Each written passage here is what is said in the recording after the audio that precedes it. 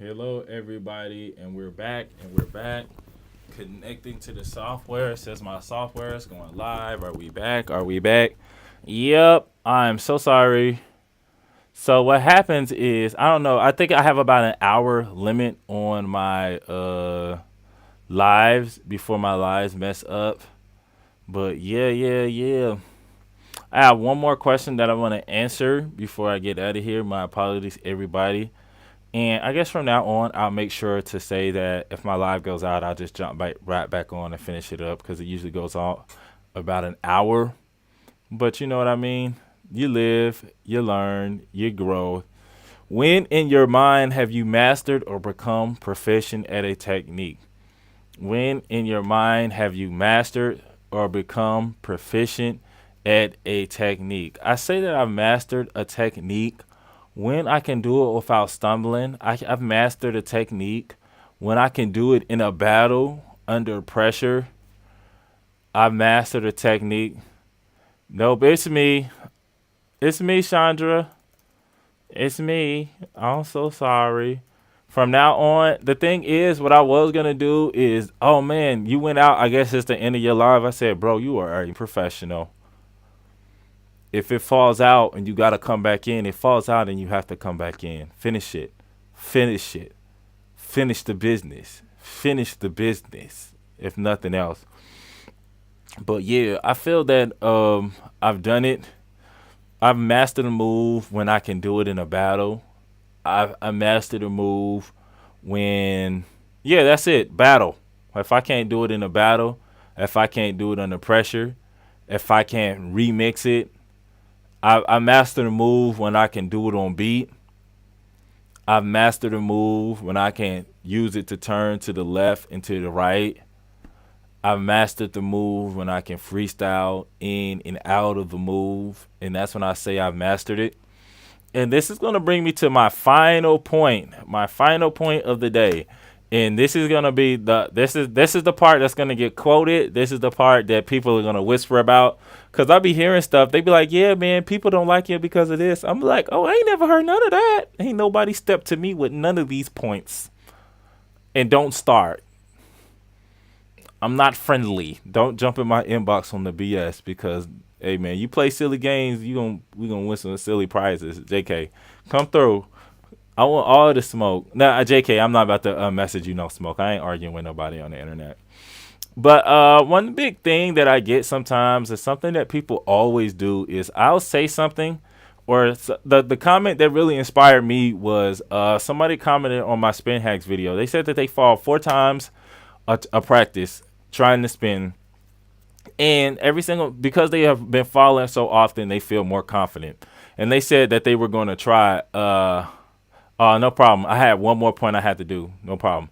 And then they said that they was going to try to keep their shoulders under their feet.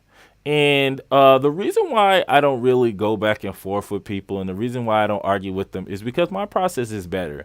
If I'm not arguing with you and if I don't have the time to even field your argument, it's because my process is better. Point, blank, period. End of discussion. It's better. I'm better.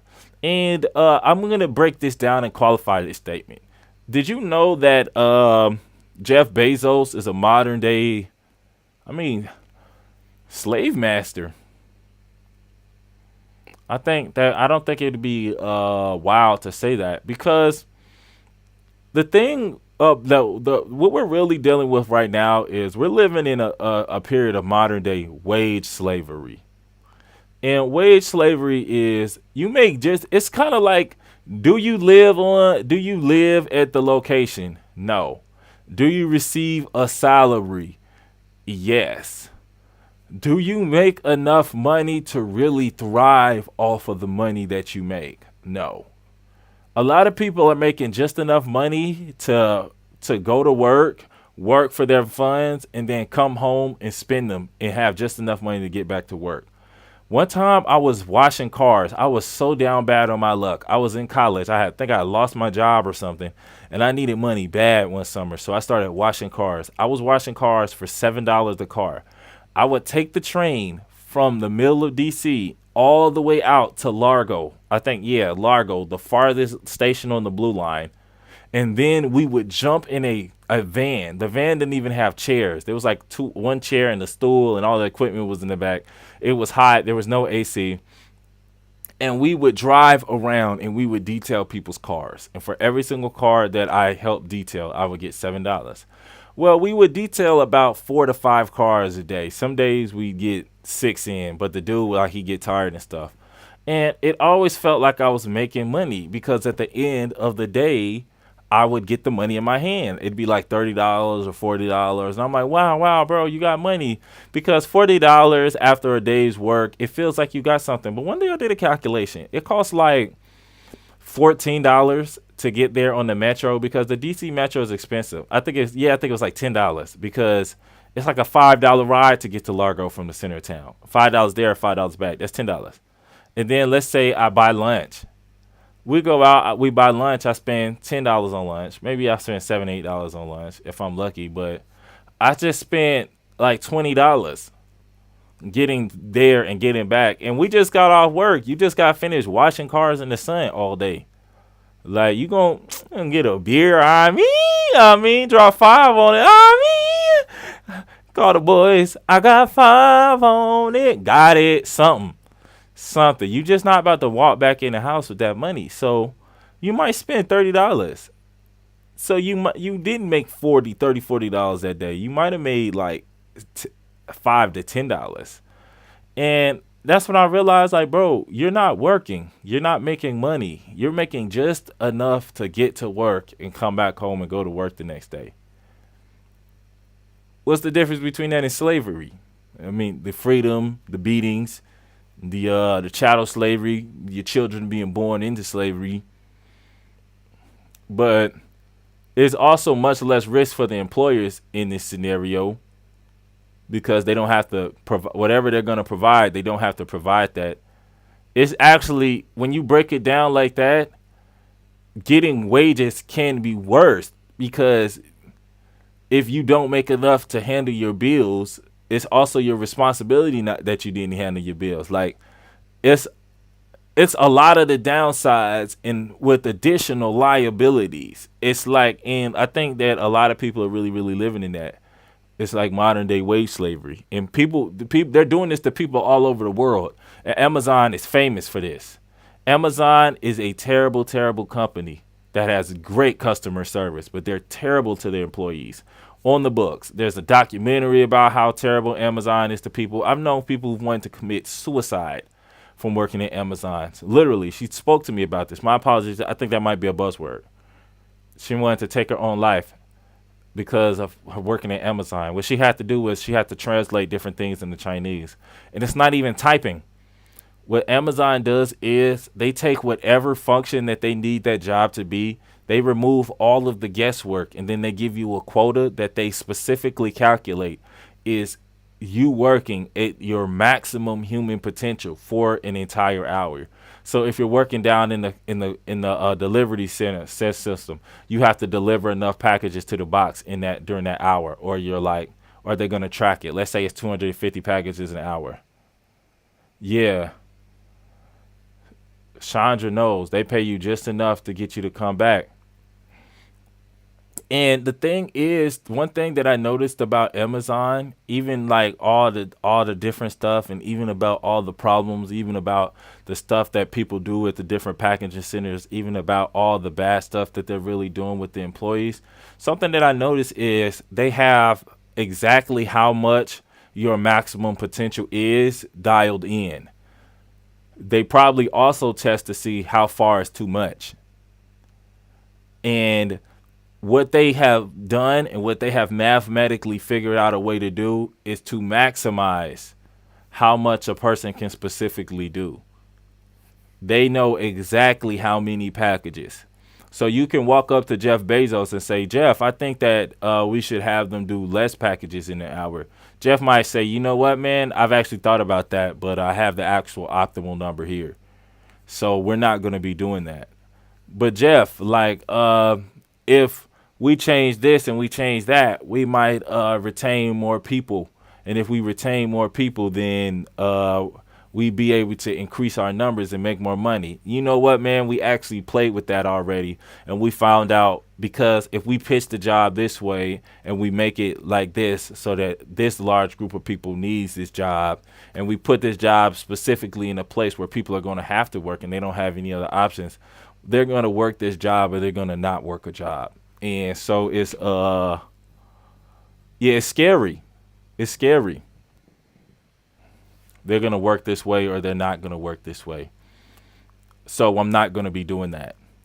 Jeff Bezos would not listen to you, and Jeff Bezos wouldn't change what he was doing because changing to what you were saying as opposed to what they were saying with all of their research would produce lower results because their outcome that they want is money. They want money. They want money.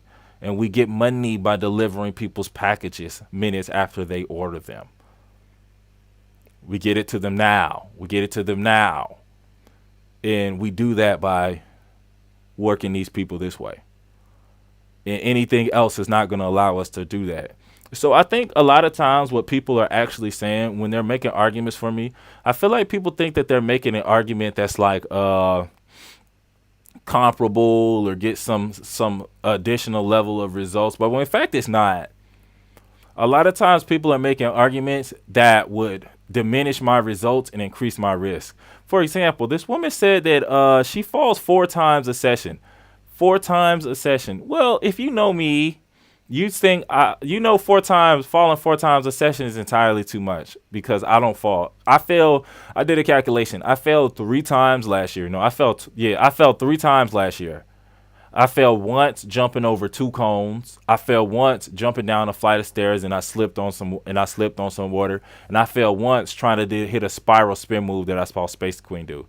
When I fell down the steps, I jumped it again, but this time I made sure that I didn't hit the water. When I jumped over the cones, I jumped them again, but I made sure that I didn't hit these 2 cracks and I was stable when I landed. And I didn't do the spiral again. What I ended up doing was I went to the grass and I figured out a move I could do without falling. Because falling, every single time you fall, it increases your risk. And I have more moves. I have more complicated moves. I make more progress. You can literally, these are undeniable facts. And I have less risk because I mitigate those falls. And when I get into a place where I'm actually falling, like the example with Space Queen, instead of taking those falls, what I do is I do something so basic that I can do a Dunbeezy fall. And I'm going to show you in a second. But this woman, she comes on and says, I fall 4 times a session. And falling 4 times a session makes me feel more comfortable. Well, I can understand what you're trying to do there. And, sometimes I am scared to hit a move. And you know what makes me feel more comfortable hitting a move? If I can figure a way where I cannot complete the move, but still avoid falling. After I do that, I feel a lot more confident. For example, if I'm doing a 1-foot spin, the way that you can avoid falling after a 1-foot spin is Nitty. I can't even comment on that one, girl. I can't comment on that one. I can't touch that. What I do is I spin and then I put my foot down. If I'm doing a 1-foot spin and I think I'm about to fall, I just put my other foot down because if I put my other foot down, I don't have to fall. And because I can do a 1-foot spin without the fear of having a big fall, I can 1-foot spin more. So instead of doing that, you're going to fall onto the ground. And I'm like, what is falling onto the ground really making you do? I think falling on the ground tells you that you won't die if you fall. I think there's a solace to have that can be had in that. But the idea that you would be falling instead of figuring out a footwork that would help you avoid getting on the ground, it is a lower percentage plan. It is much more risky than my plan, which involves not falling at all. And long term, if you are consistently falling, you are going to get injured because that asphalt is harder than your body. Yeah, you fell today. Yeah, you fell tomorrow. Yeah, you took those falls and didn't die today. But eventually that's going to be an injury. Additionally, the fact that you're falling like that, you've also stepped outside of another one of my basic tenets where I would practice the basics. And if I was falling that hard, I would not even do it anymore. So you're spending less time practicing the basics and getting stronger. You're spending more time on the ground falling. You've increased your risk exponentially. And you're also practicing in a way that is disconnected from success. I say it all the time. The reason why you don't have the move is because you're not strong enough to do the move. You don't get strong enough to do the move by slamming your face against the wall, aka continuing to try to do the move. You take it back to your drills and you use those drills to build your skills, aka drills for skills. So your plan, oh, I have not even finished with the math. Let's say you skate 3 times a week. You fall 4 times every single practice learning how to spin. That is 12 practices. That's 12 falls a week, 48 falls a month on spinning alone. Over a year, let's say that's about 50 falls. 600 falls on spins in a year. I took 3 falls all last year. Why would I adopt your philosophy and go from 3 falls to 600 falls? Why would I adopt your philosophy and go from not building the strength with my drills to go from building strength with my drills for skills to not building that? Additionally, I've lived exactly what you're doing. I've lived that mindset before, and I know it doesn't work, and that's why I told you it doesn't work. Why would I argue with you about why it worked if I know that it doesn't work? Why? And that's what I really mean. That's why I don't go back and forth about beginner tutorials. That's why I don't go back and forth about normalizing falling. That's why I don't go back and forth about safety is sexy. And at the end of the day, I think I'm giving everybody an opportunity that they're never going to get ever in life. The difference between you and your boss at work, or you and a lot of people in a lot of communities, is they will literally gatekeep you and they will not give you the opportunity to even prove your point. Your boss doesn't care what you got to say. Your boss they'll shut that stuff down. They'll steal your idea, pretend like they made it up. But I'm giving anybody that disagrees with Dun Beezy the chance of a lifetime. Run my fade. Get better results. Fall less and learn more. And if what you're saying doesn't even sound like it's going to help you fall less and learn more, then I don't want to hear it. I don't want to do it. I'm not going to accept it. I'm not going to argue with you about it. There are no shades of gray in between success and failure. And that's what I really mean on the Boss channel. And that's why I don't go back and forth with people. Did you just hear that calculation I made? Okay, if I skate like me, I might take 3 falls next year. But if I skate like you, I'm taking at least 600. Do you really think your body's made for that?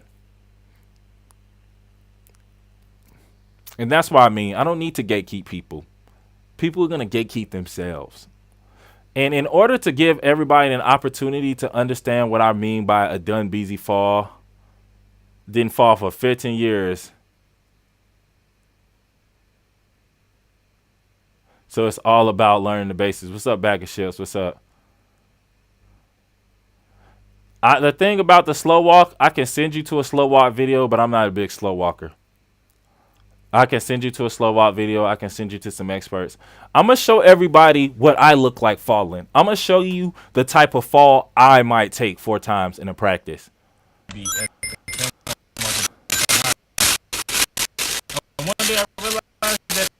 Oh, man, I can't even find the joint. It's playing from the beginning. Here it is. This is a vlog I did a little while ago.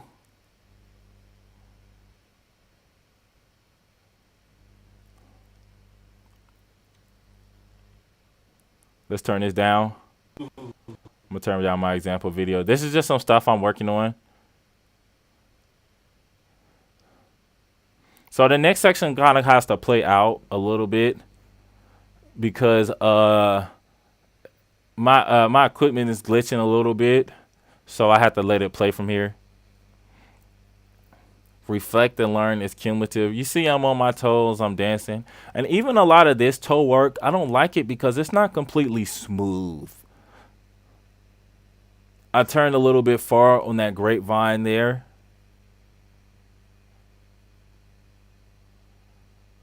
This is a little bit better, but I kind of stop abruptly at the end. I can make that smoother. This spin down to the ground, it's a cool spin, but you saw how my leg comes out at the bottom. It's a little bit off. I can work on that a little bit more. But everything, I just want everything to look smoother. And this is actually how I watch my videos and I break them down to see what I can do better at. See this boss walk? It looks like I'm kind of tripping off of it. I'm not completely balanced the entire time. I can do this hat flip on the right side, but you see how I kind of dropped the hat in? That wasn't completely flush. I didn't completely catch that.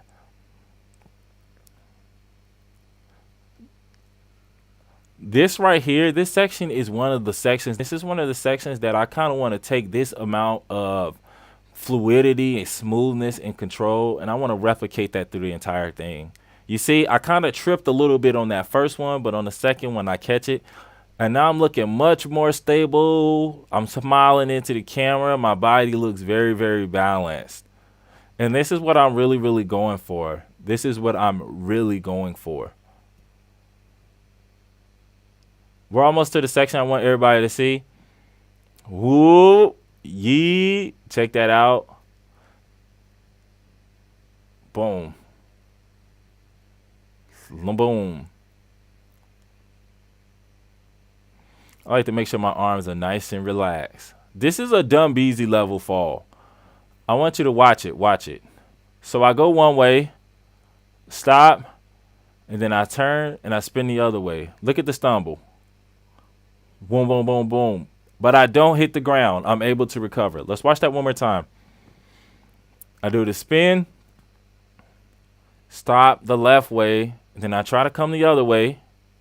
Boom, boom, boom, boom, boom. Trip. I don't fall. I recover and I roll away. One more time. Oh, this is me practicing it. So because I almost failed doing it, I stopped and then I laid down and I did that whole section slower because that's what I want to focus on. I don't need to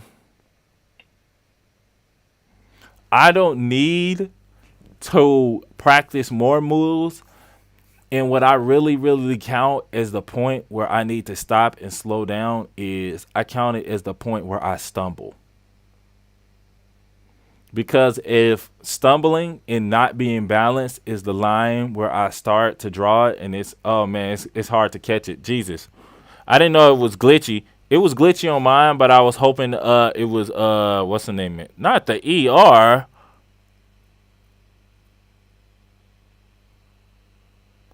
I didn't know it was glitchy. But the part where, oh, my apologies for it being glitchy. Hopefully, I'll figure out a way to do it better in the future. But the part where I stop and I continue to go back and forth is when I stumble. And I think that's where people should really be skating. And that's the boss level fall. Because if I take 600 of those during a year, and then every single time it happens, I stop and I figure out what I need to do to prevent being unbalanced, I consistently get more and more balanced. And I consistently learn moves and I practice moves and I'm practicing drills to get the skills. As opposed to if I jump straight into it and I continue just to try to do the moves. And that's how I really understand if I'm balanced. And that's why, you know what I mean? That's why I don't argue with people. Cuz Jeff Bezos wouldn't argue with you.